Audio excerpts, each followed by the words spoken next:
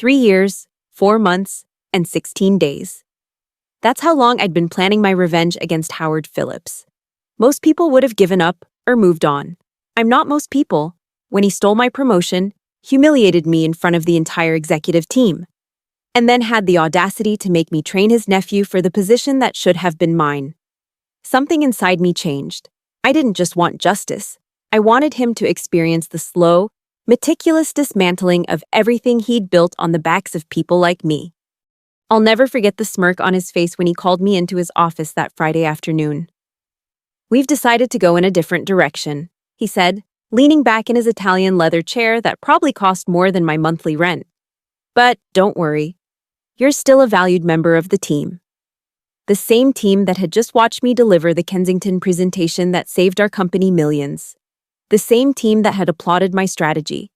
The same team that now avoided eye contact with me in the hallways of Pinnacle Innovations. What Howard didn't know was that I had already anticipated his betrayal.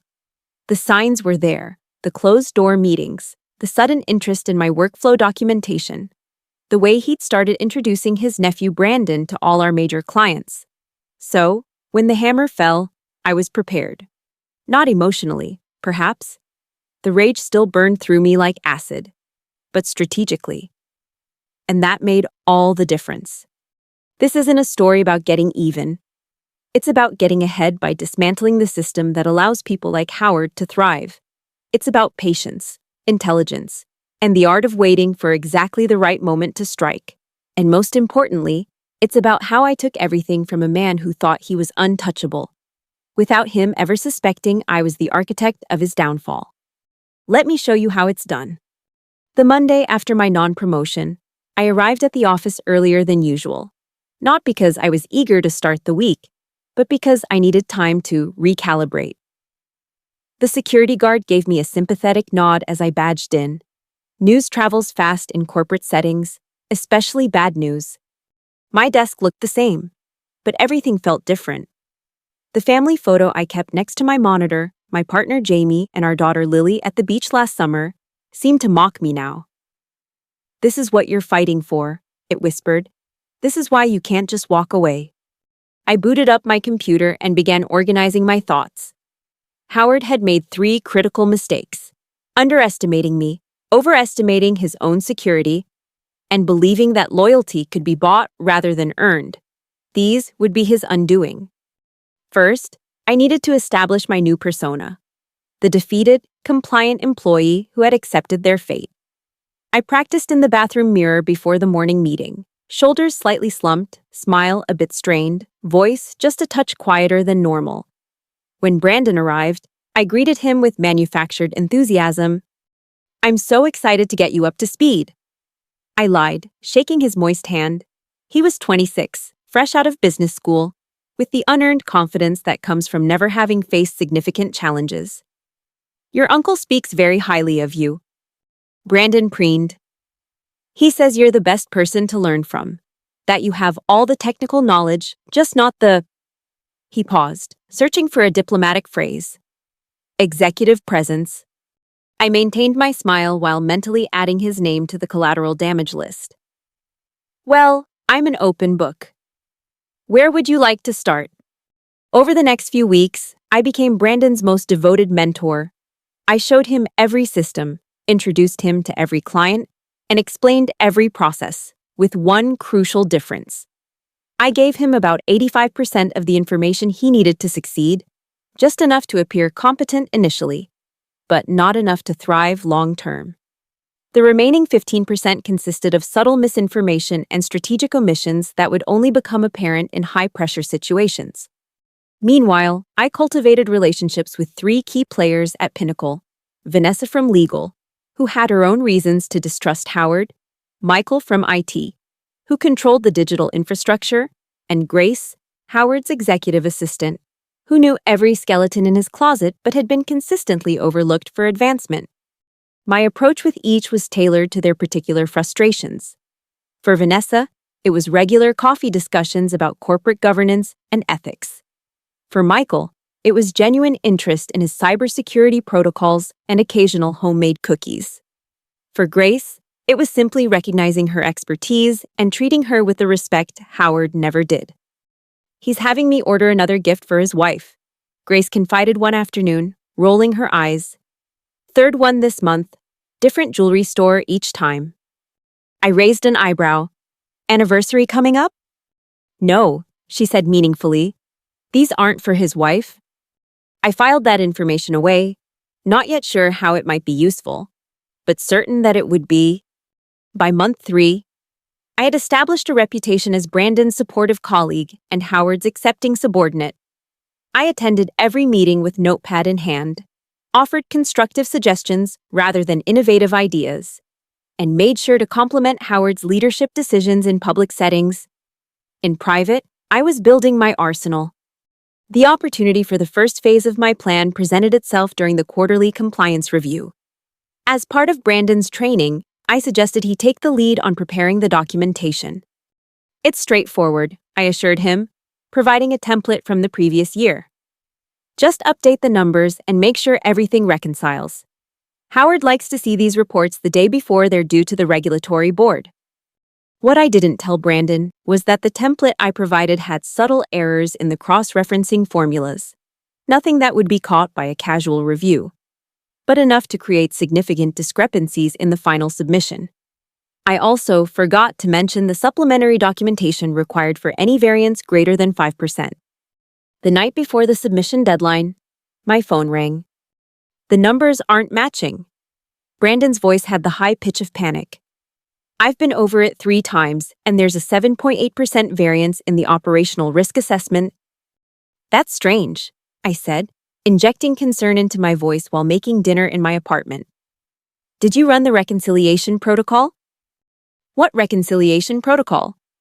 I paused, as if suddenly remembering something important. Oh, I'm so sorry. I completely forgot to show you that part. It's not in the standard documentation. We've always done it as a separate process. Can you walk me through it now? I glanced at the clock. 8:37 p.m. I would, but I'm actually heading into a dinner reservation right now. A lie. Have you shown the report to Howard yet?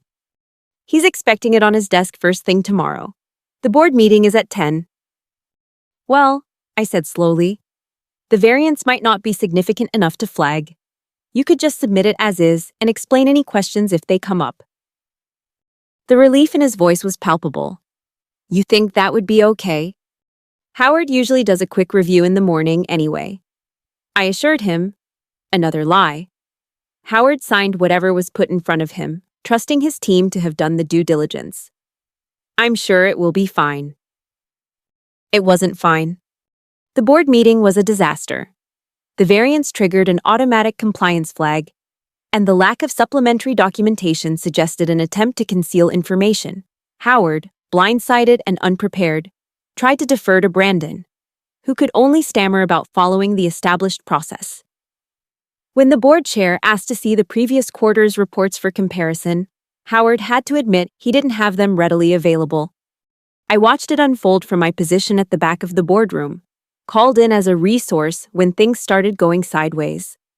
I answered every question with calm precision, expressing appropriate concern about the oversight and offering to work with Brandon to correct the issue immediately. This isn't like you, Howard, said the board chair, a stern woman named Rita who had never fully warmed to Howard's management style. We expect better risk management from this department. Howard flushed, a vein pulsing at his temple. It's an anomaly. We'll have the corrected reports to you by end of day. After the meeting, Howard pulled Brandon and me into his office. The temperature seemed to drop 10 degrees when he closed the door. What the hell happened? He demanded, pacing behind his desk. Brandon looked like he might vomit on the expensive carpet. I followed the process I was given. Clearly you didn't, Howard snapped.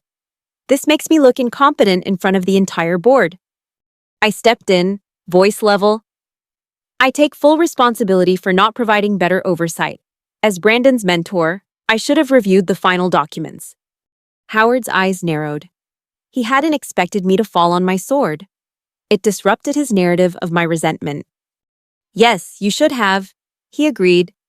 But Brandon, you're in the role now. These mistakes reflect on both of us.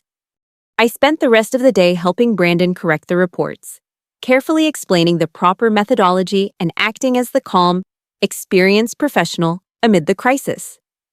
By the time we submitted the revised documents, I had firmly established myself as the indispensable problem solver, while sowing the first seeds of doubt about Brandon's capabilities.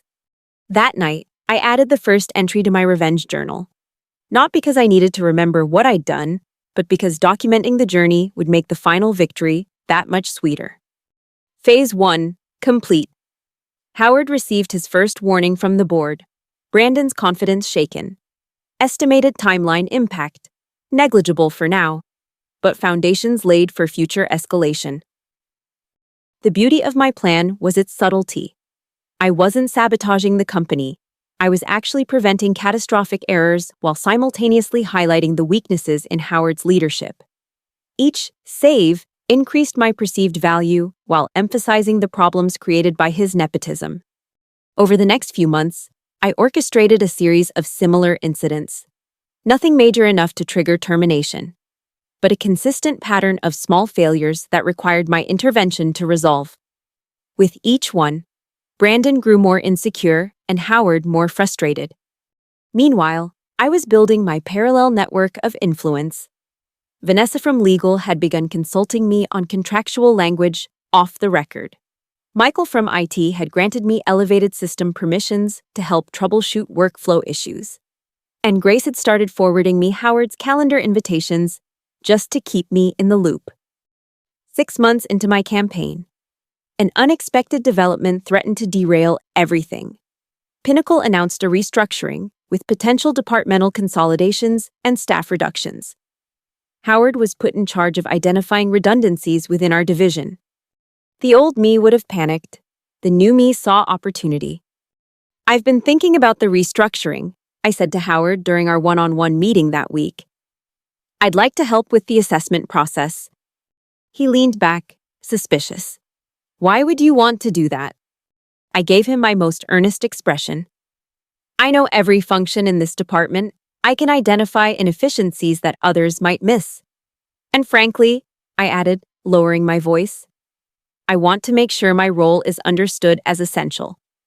The last part was true, though not for the reasons he assumed. I didn't fear being deemed redundant. I feared missing access to critical information during this vulnerable transition period. Howard studied me, perhaps searching for signs of the resentment he believed I must still harbor.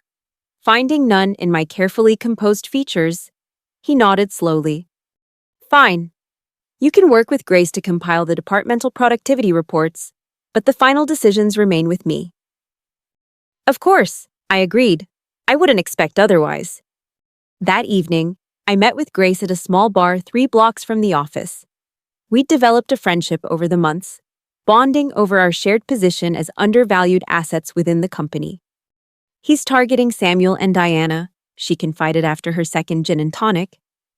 "Says their functions can be consolidated under the new structure." I frowned. Samuel and Diana were among the most competent people in our department, and neither was part of Howard's inner circle. "That's not about efficiency, it's about eliminating threats."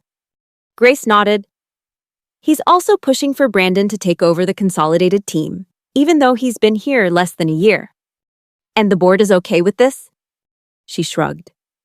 "They've given him autonomy over his department structure, unless someone raises specific concerns." I took a sip of my whiskey, mind racing through scenarios. What would happen if Samuel and Diana suddenly became essential to an ongoing project? Something with high visibility and board attention? A slow smile spread across Grace's face. Then eliminating their positions would become much more difficult to justify. The next day, I approached Samuel and Diana separately, laying the groundwork for my counter strategy. Both were aware of their vulnerable positions and eager for solutions. "I'm not suggesting anything unethical," I clarified to Diana, a brilliant analyst who had questioned Howard's methods one too many times. "Just a strategic reprioritization of your current workload to highlight your unique contributions." Within 2 weeks, Samuel and Diana had become integral to a special analytics project that I had proposed, ostensibly to help with the restructuring assessment, but actually designed to create deliverables that would impress the board. Howard, focused on the broader reorganization, barely noticed the shift until the preliminary findings were presented at the executive committee meeting. These insights are exactly what we need for the strategic planning session next month, said Rita, the board chair. Who put this team together? All eyes turned to Howard, who looked momentarily confused before recovering. It was a collaborative effort within my department. I spoke up from my position at the conference table. Samuel and Diana did the heavy lifting on the analytics. They've developed a proprietary methodology that's giving us unprecedented visibility into our operational inefficiencies. Rita nodded approvingly. I want them to present at the board strategy retreat. Howard, make sure they're prepared. After the meeting, Howard cornered me in the hallway. What game are you playing? He demanded, voice low but intense. I maintained my innocent expression. Game? I'm just making sure our best people are recognized for their contributions. Samuel and Diana were being considered for the consolidation. Really? I widened my eyes. I had no idea. But isn't it fortunate that we discovered their value before making any irreversible decisions? He stared at me, jaw clenched, before walking away without another word. He knew he couldn't target them now, not after Rita had specifically requested their presence at the retreat. That night, I added another entry to my journal. Phase 2, advancing ahead of schedule. Samuel and Diana secured for now. Howard forced to revise restructuring plan. Brandon increasingly isolated as others demonstrate superior capabilities. Estimated timeline impact. Accelerating. Board attention shifting toward departmental dynamics. The restructuring moved forward, but with significantly different outcomes than Howard had planned. Samuel and Diana not only retained their positions, but received expanded responsibilities.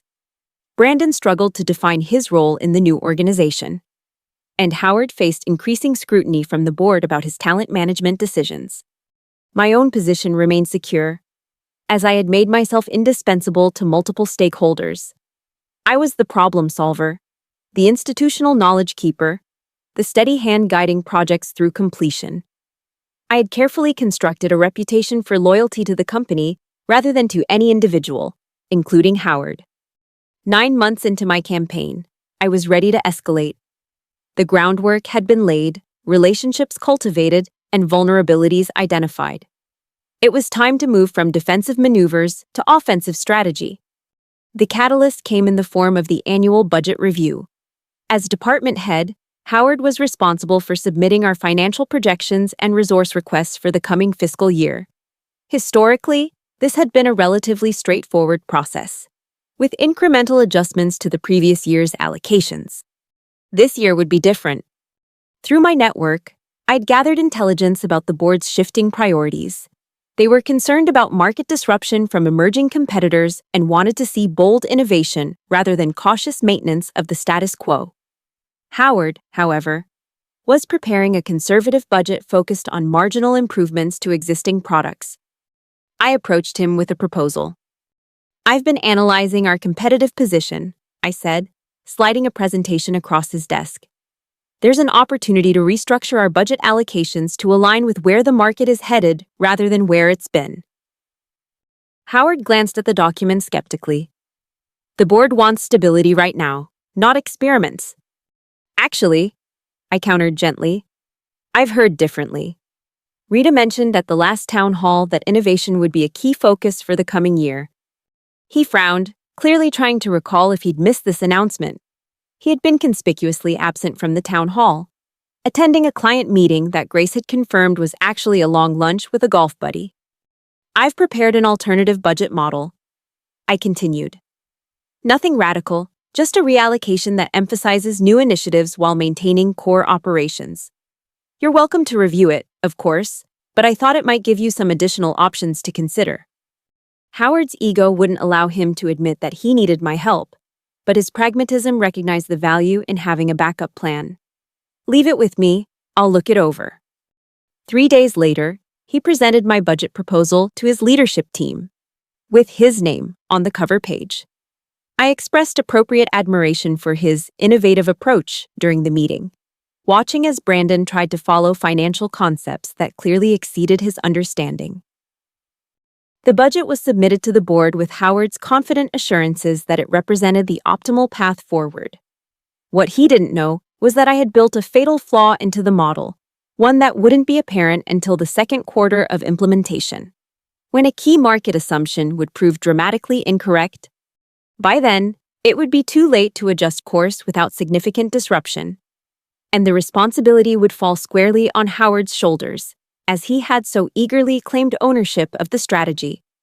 While that time bomb ticked away, I focused on the next phase of my plan, isolating Howard from his support network. This required a delicate touch, as direct attacks would only trigger his defenses. I began with subtle information asymmetry. In meetings where Howard was present, I would reference discussions or decisions that had ostensibly occurred when he was absent. Nothing confrontational, just casual mentions that created the impression that important conversations were happening without him. As we aligned on during Tuesday's working session, I would say, or following up on the direction we discussed with Rita last week, Howard, unwilling to admit his ignorance, would nod along as if fully informed.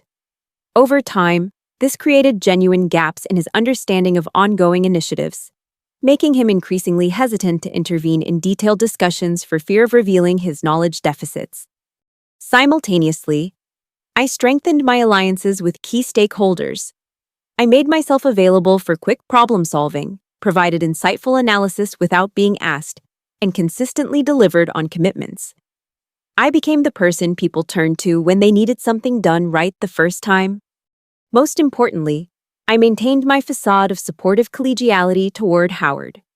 In public settings, I deferred to his authority and amplified his good ideas, the few that he had. In private, I expressed only constructive concerns, always framed as attempts to help him succeed. The contrast between my behavior and his increasingly defensive management style did not go unnoticed. The first major crack appeared during the quarterly business review. Howard was presenting our department's performance metrics, which showed concerning trends in several areas. The budget reallocation had created unexpected resource constraints, and projects were falling behind schedule. Rita interrupted his explanation of temporary adjustment challenges. These aren't just timing issues, Howard. These are fundamental flaws in the resource allocation model. Who developed these projections? Howard hesitated, caught between claiming ownership of a failing strategy and admitting he had delegated a critical responsibility. It was a departmental effort, he said finally. Rita's eyes narrowed. I'd like a deeper review of the methodology. Can you have someone from your team prepare a detailed analysis for our next session? Of course, Howard agreed quickly. I'll have Brandon put that together. I maintained a neutral expression, but inwardly celebrated this misstep. Brandon lacked both the technical skills and institutional knowledge to conduct such an analysis. Howard had just set his nephew up for a very public failure. After the meeting, Howard pulled me aside. I need you to help Brandon with that analysis, he said, attempting to sound authoritative rather than desperate. I nodded seriously. Happy to support, though given the board's concerns, it might make sense for someone with more experience to take the lead. Brandon could still be involved. Of course. Howard's expression darkened. Brandon needs this opportunity to demonstrate his capabilities. Absolutely. I agreed. I'm just concerned about the timeline. The board seemed quite eager for answers. Just make sure he has what he needs, Howard insisted, ending the conversation. I did exactly that. I provided Brandon with all the raw data, a basic analysis template, and the minimum guidance required to not immediately fail. What I didn't provide was the contextual understanding that would allow him to interpret the information meaningfully or the insights that would address the board's core concerns. The result was predictable. Brandon produced a technically accurate but strategically useless analysis that failed to identify the root causes of our performance issues. When he presented it to the board the following week, the reception was glacial. This tells us what happened, but not why, Rita said, frustration evident in her tone. And it offers no path forward, Brandon looked to Howard for rescue, but Howard was equally out of his depth. The silence stretched uncomfortably until I spoke up. "If I may," I said, raising my hand slightly. I took the liberty of preparing some supplementary analysis that might address some of those questions. Rita nodded gratefully. "Please." I shared my screen, displaying a comprehensive assessment that I had prepared in anticipation of this exact scenario. My analysis identified specific decision points that had led to the current situation and proposed concrete solutions to correct course. What I didn't explicitly state, but made obvious through the timeline, was that many of those decisions aligned precisely with Howard's directives and contradicted the recommendations that had been made by other team members. "This is extremely helpful," Rita said when I finished. "Why wasn't this included in the original presentation?" Before Howard could intervene, Brandon answered honestly. "I wasn't aware of this analysis." All eyes turned to Howard, who struggled to maintain his composure. "There seems to have been a communication breakdown. We'll address that internally." "See that you do," Rita replied coldly. "I expect better alignment from your leadership team, Howard." The meeting concluded with a clear directive to implement the corrective actions I had outlined. Howard was visibly seething as we returned to our department, but he couldn't confront me without admitting that he had deliberately set Brandon up with insufficient resources. That afternoon, I received a meeting request from Rita's assistant. The board chair wanted to speak with me privately the following morning. I spent hours preparing for that conversation, anticipating every possible question and crafting responses that would position me as a dedicated problem solver without directly undermining Howard. The balance was crucial. I needed to emerge as a valuable asset to the company while avoiding any appearance of political maneuvering. Rita was direct when we met in her office overlooking the city skyline. "I've been watching you navigate a difficult situation with remarkable skill," she said, gesturing for me to take a seat across from her desk. "I'm just trying to ensure we meet our commitments to the board and our clients," I replied modestly. She smiled slightly. "Let's not play games. Howard's leadership has been questionable for some time. His decision to promote his nephew over more qualified candidates, including you, raised concerns at the board level. We gave him the benefit of the doubt, but recent events have confirmed our reservations." I maintained a carefully neutral expression. "Howard has many strengths as a leader." "And significant blind spots," Rita countered. "The question is whether those blind spots are creating unacceptable risk for the company." She leaned forward, studying me intently. "I want your honest assessment, not as Howard's subordinate, but as someone who clearly has the company's best interests at heart. Is our current department leadership sustainable?" This was the moment I'd been orchestrating for months, the opportunity to deliver the fatal blow to Howard's career. But direct attacks carried their own risks. If I appeared too eager to condemn him, it could undermine my credibility.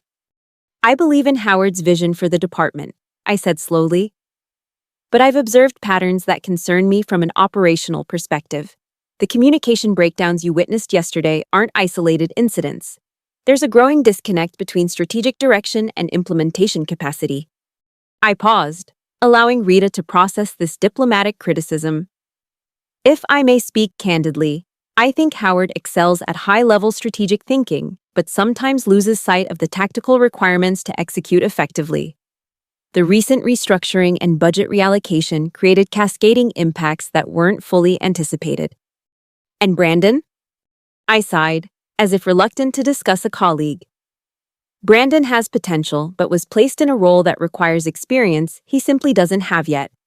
It's created pressure on both him and the team, leading to the performance gaps we're currently experiencing." Rita nodded thoughtfully. "What would you do differently if you were leading the department?" I outlined a focused vision that addressed the current challenges while positioning the department for future growth. I emphasized collaborative leadership, transparent communication, and data-driven decision-making, all qualities conspicuously absent from Howard's management style. "That's very much aligned with the board's thinking," Rita said when I finished. "Which brings me to the purpose of this meeting. We're considering changes to the department leadership structure. Before making any decisions, I wanted to gauge your interest in taking on expanded responsibilities." I allowed a moment of surprise to cross my face, as if this possibility had never occurred to me. I'm committed to the company's success and would certainly consider any role where I could make a meaningful contribution. Good, Rita said with finality.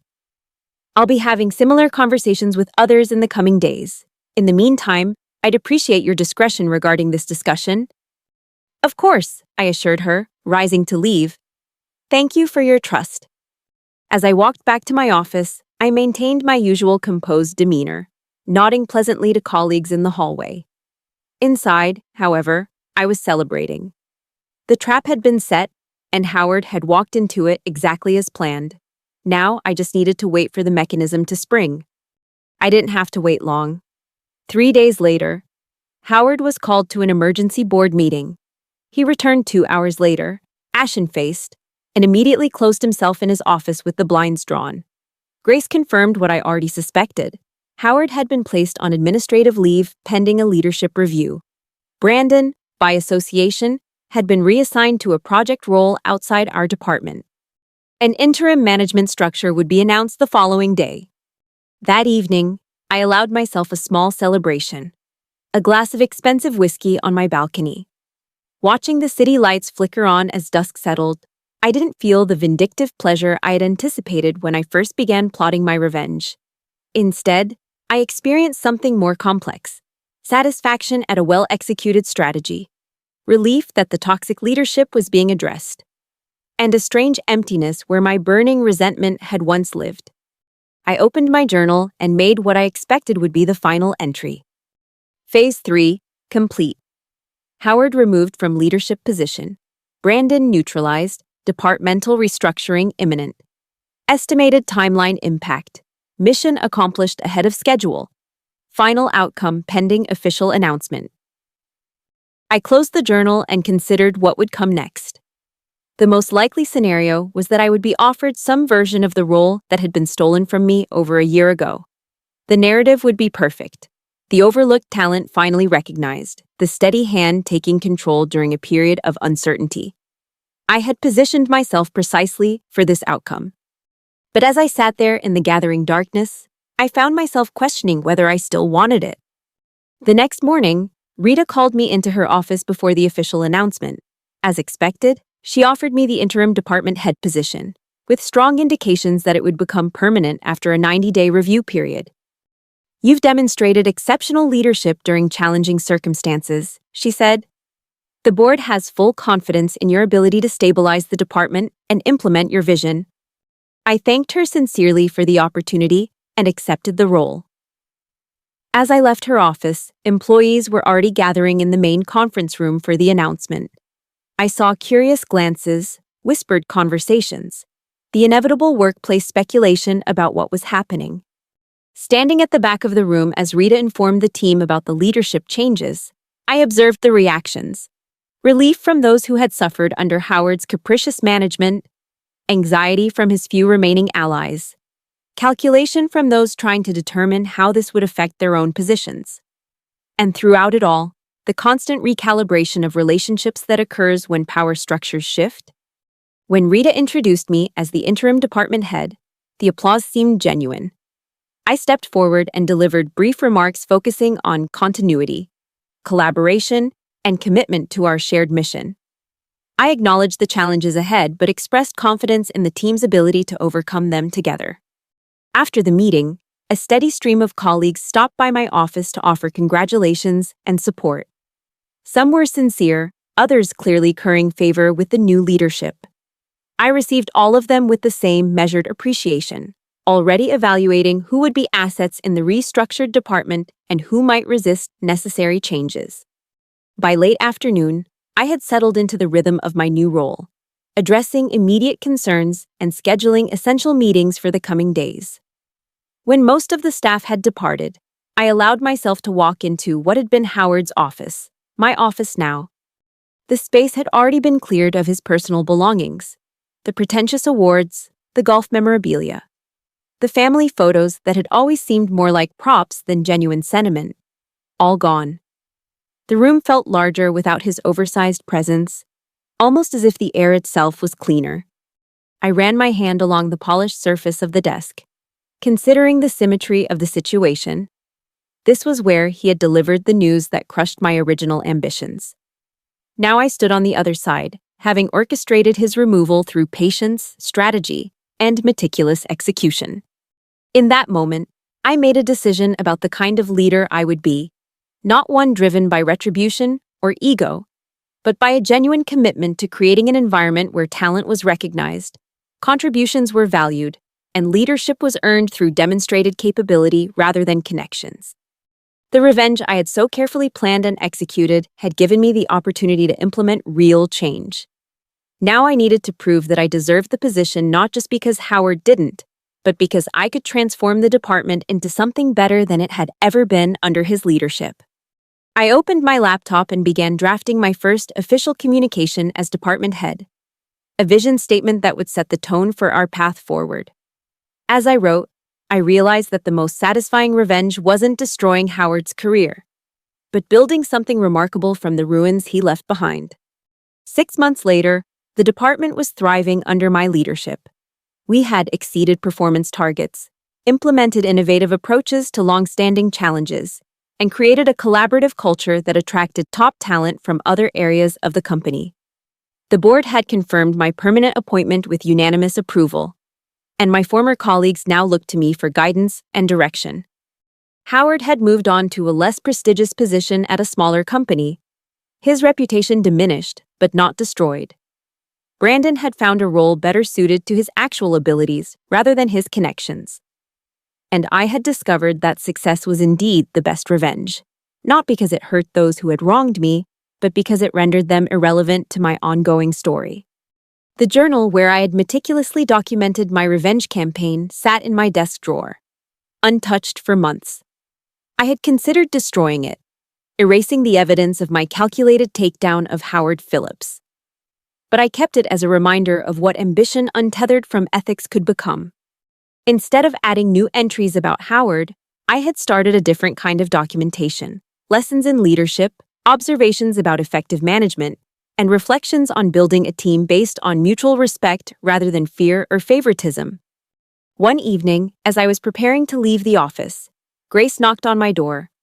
She had remained as the department's executive assistant, her institutional knowledge and organizational skills proving invaluable during the transition.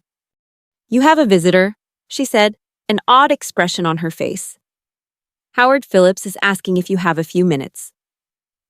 I felt a momentary tightening in my chest, a flashback to the anger that had once consumed me. But it passed quickly, replaced by curiosity. "Send him in," I decided, closing my laptop and rising from my chair. Howard entered hesitantly, looking both smaller and older than I remembered. The confident swagger was gone, replaced by a tentative demeanor that seemed foreign on him. "Thank you for seeing me," he said, declining my gesture toward a chair. "I won't take much of your time." "What can I do for you, Howard?" I asked, keeping my tone neutral. He shifted uncomfortably. "I'm in town for a conference and thought, well, I wanted to clear the air. The way things ended here wasn't ideal." I raised an eyebrow but said nothing, allowing the silence to draw him out. "I made mistakes," he continued, looking around the office that had once been his domain. "I see that now. The department is performing better under your leadership than it ever did under mine. The board made the right decision." It wasn't quite an apology, but from Howard, this acknowledgement was unprecedented. I studied him, trying to discern his motivation. Was this genuine reflection or another calculated move? "We've implemented significant changes," I said finally. "The team has responded well to a more collaborative approach." Howard nodded. "I've heard. Your reputation in the industry is growing. Several of my current colleagues have mentioned you as someone to watch." There was a hint of his old manipulative self in this compliment, an implication that he still had connections that mattered, that he was still somehow relevant to my career trajectory. "Is there something specific you wanted to discuss?" I asked, gently redirecting the conversation. He hesitated, then reached into his jacket pocket and withdrew a business card. "My new company is looking to partner with established firms in this sector. Given your current position and our history, I thought there might be an opportunity for a mutually beneficial arrangement. And there it was. The real purpose of his visit. Not reconciliation, but opportunism. He wasn't seeking forgiveness, he was seeking advantage. The perfect symmetry of the situation struck me as almost poetic. Now he was the one looking for a chance, and I was the one with the power to grant or withhold it. I took the card, glanced at it briefly, then placed it on my desk. I appreciate you thinking of us, I said carefully. Our partnership strategy is quite selective, focusing on organizations that align with our values as well as our business objectives. Howard's expression tightened almost imperceptibly. He understood the subtext. I was questioning whether his company met our ethical standards.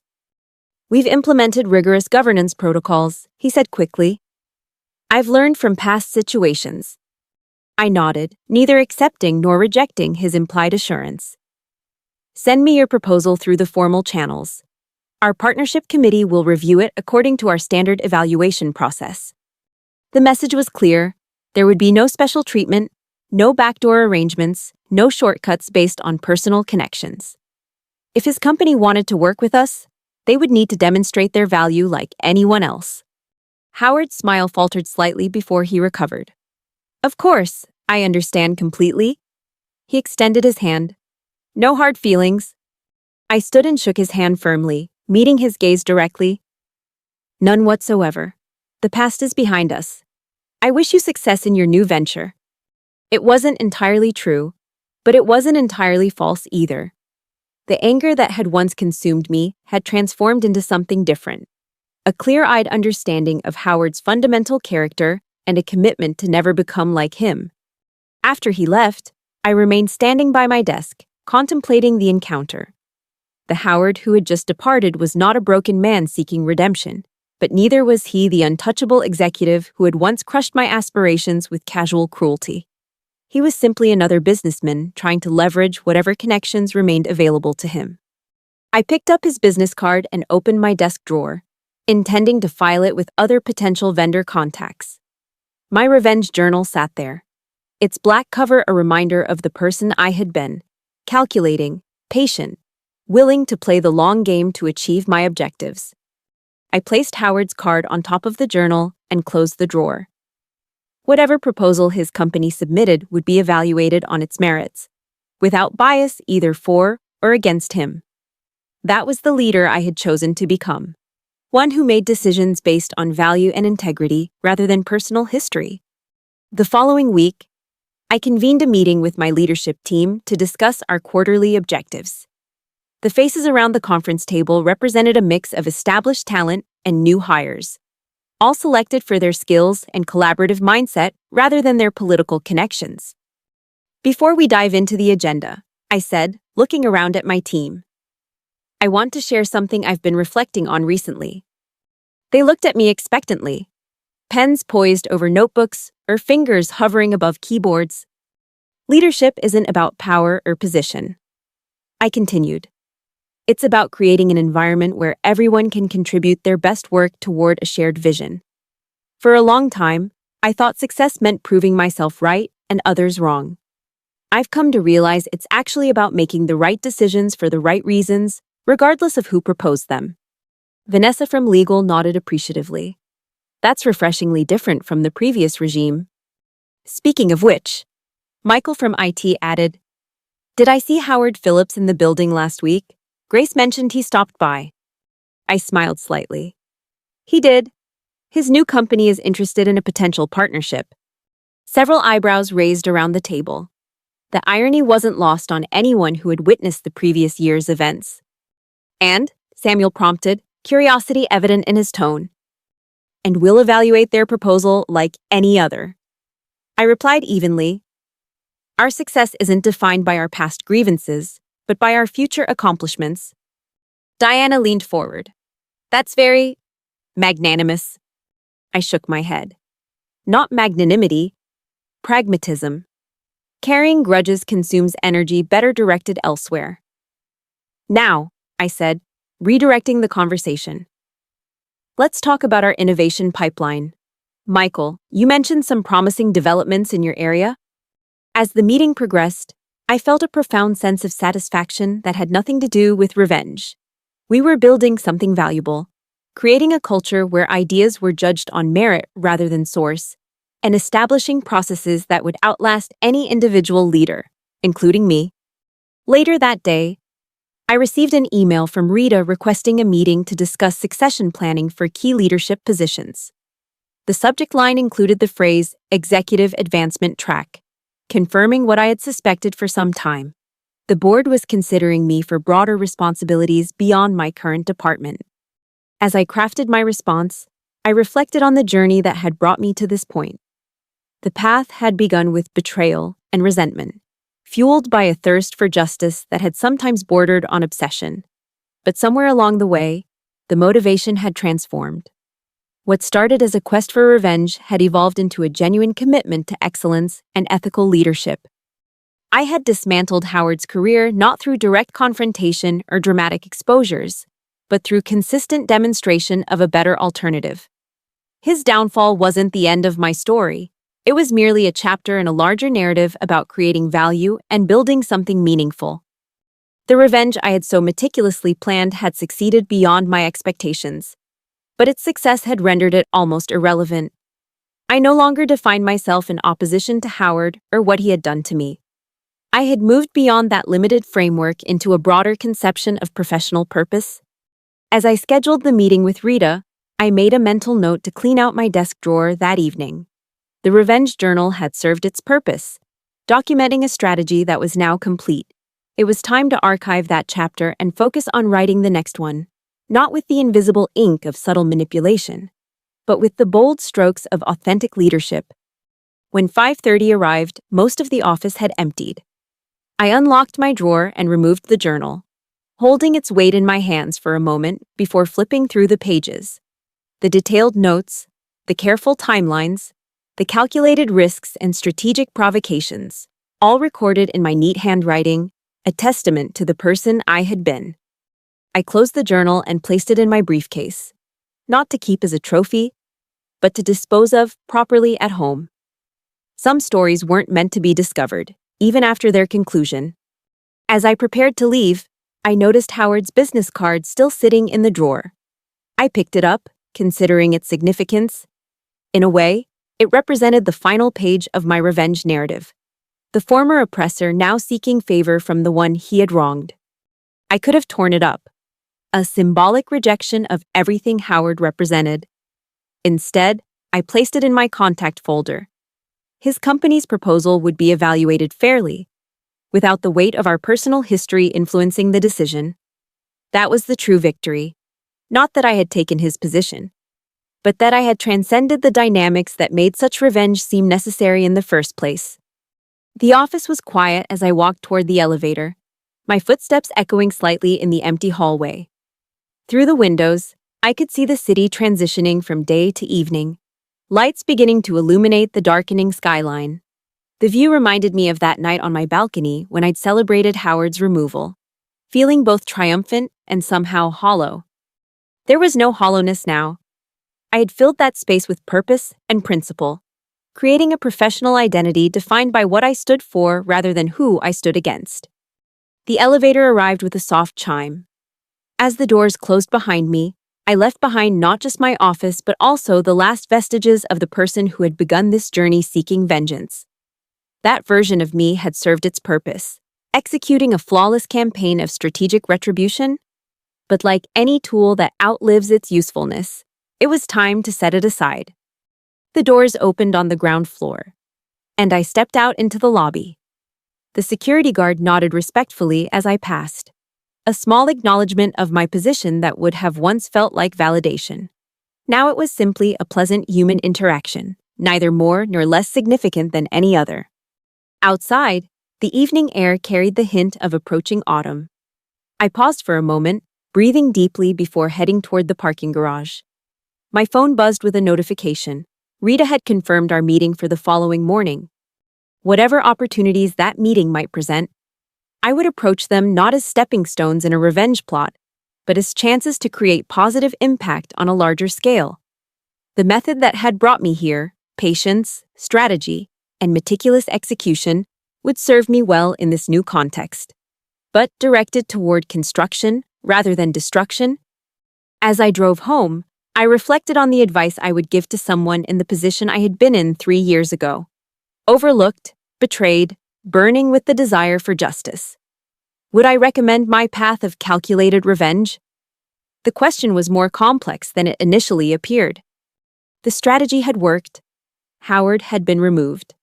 I had claimed his position, and I was now ascending to even greater opportunities. By those metrics, my revenge had been a resounding success. But the process had changed me in ways I hadn't anticipated, teaching me lessons about leadership, ethics, and personal growth that transcended the original objective. Perhaps the most important insight was that the line between justice and revenge often blurred in execution. What began as a quest to right a wrong had revealed deeper truths about organizational dynamics and effective leadership.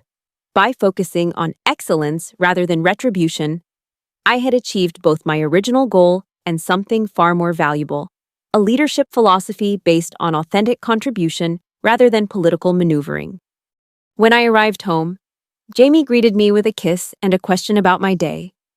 I shared the news about the upcoming meeting with Rita, carefully omitting the visit from Howard. Some details didn't need to be part of our family narrative. "They'd be foolish not to promote you," Jamie said confidently, handing me a glass of wine. "You've transformed that department." I smiled, appreciating the support. "We'll see. There are plenty of qualified candidates. None who've accomplished what you have in such a short time." We moved to the kitchen, where dinner preparation became a comfortable collaboration. As we worked, Lily called from college to share her latest academic triumph. The normalcy of the evening, discussing work developments, preparing a meal, celebrating our daughter's achievements, highlighted how far I had come from the person consumed by revenge fantasies. Later, after Jamie had gone to bed, I sat alone in my home office with the revenge journal. I'd considered simply throwing it away, but that felt insufficient for something that had occupied so much of my mental energy for so long. Instead, I removed the pages one by one, feeding them into the shredder until nothing remained but the empty cover. The ritual complete. I turned off the light and rejoined my life already in progress, a life defined not by what had been done to me, but by what I chose to do next. The following morning, I arrived at the office early to prepare for my meeting with Rita. The department was quiet, most staff not yet arrived, giving me space to organize my thoughts. When Grace messaged that Rita was ready to see me, I gathered my materials and headed to the executive floor with a calm confidence that came from knowing I had earned this opportunity through legitimate accomplishment rather than manipulation. Rita welcomed me warmly, gesturing to the seat across from her desk. "Thank you for making time this morning. I know your schedule is packed these days." "Always time for you, Rita," I replied, settling into the chair. She smiled. "Let me get straight to the point. The board has been extremely impressed with your leadership over the past 6 months. The department's transformation has exceeded our expectations in both performance metrics and cultural indicators." "I appreciate that. It's been a team effort." "A team you assembled and inspired," she countered. "Don't diminish your role in this success story. Leadership matters, as we learned the hard way with your predecessor." I nodded, accepting the compliment without comment. "We're creating a new position," Rita continued, sliding a folder across the desk. "Chief Innovation Officer, reporting directly to the CEO, strategic vision, cross-departmental coordination, future-focused initiatives. Based on your performance and the leadership qualities you've demonstrated, you're our first choice for the role." I opened the folder, scanning the detailed job description and compensation package. It was a significant advancement, broader scope, increased responsibility, substantial influence over the company's strategic direction. "This isn't just about rewarding past performance," Rita added. "It's about recognizing potential. The board believes you can help shape the future of this organization in meaningful ways." I looked up from the documents. "This is a tremendous opportunity. May I ask what happens to my current department if I accept?" Rita's expression warmed slightly, as if my question had confirmed something important. "That's exactly why we want you in this role," You think beyond your immediate interests. We're considering several internal candidates, including Samuel and Diana. We'd value your input on the succession plan. The symmetry was perfect. Not only had I secured my own advancement, but I now had the opportunity to influence who would follow me, ensuring the culture I had built would continue, rather than revert to the toxic dynamics of Howard's era. I'd be honored to accept the position, I said, closing the folder, and I'd be happy to contribute to the succession planning process. Rita extended her hand. Congratulations. We'll announce the appointment next week after finalizing the details. I look forward to working more closely with you in this new capacity. As we shook hands, I felt a sense of completion that had nothing to do with revenge and everything to do with recognition of genuine achievement. The journey that had begun with betrayal and resentment had led to a destination I couldn't have fully envisioned at the outset, not just Howard's former position, but a role created specifically for my capabilities and vision. I returned to my office to find a message from our partnerships team. Howard's company had submitted their proposal, and preliminary review had identified significant concerns about their financial stability and governance structures. The recommendation was to decline the partnership opportunity. I reviewed the analysis carefully, looking for any signs of bias. Finding none, I approved the recommendation and dictated a courteous but firm rejection letter. It would be sent from our partnerships department rather than from me personally. A professional response rather than a personal statement. As I closed that chapter, my assistant notified me that the leadership team was gathering for our scheduled strategy session. I collected my notes and headed to the conference room, ready to focus on the future rather than the past. The room quieted as I entered, my team looking to me for direction. I surveyed the faces around the table, committed professionals who had embraced the culture of collaboration and excellence we had built together. Some would remain in the department under new leadership. Others might join me in the innovation division. All had contributed to a transformation that extended far beyond my original vision of revenge. Before we begin, I said, taking my place at the head of the table, I have some news to share. As I outlined my upcoming transition and opened the discussion about departmental succession, I realized that the most powerful revenge wasn't destroying Howard's career or taking his position. It was creating something so successful that his chapter in the company's history became a footnote rather than a defining narrative. True victory wasn't measured in Howard's losses, but in the gains we had collectively achieved by focusing on what mattered, building something valuable, creating opportunities for talented people, and establishing a culture that would continue to thrive long after any individual leader had moved on. The revenge I had so carefully orchestrated had succeeded beyond my expectations, not because it had broken Howard, but because it had revealed a path to something far more meaningful than retribution. In seeking justice for myself, I had discovered how to create something better for everyone. And that, I realized as I looked around at my team, was the sweetest revenge of all.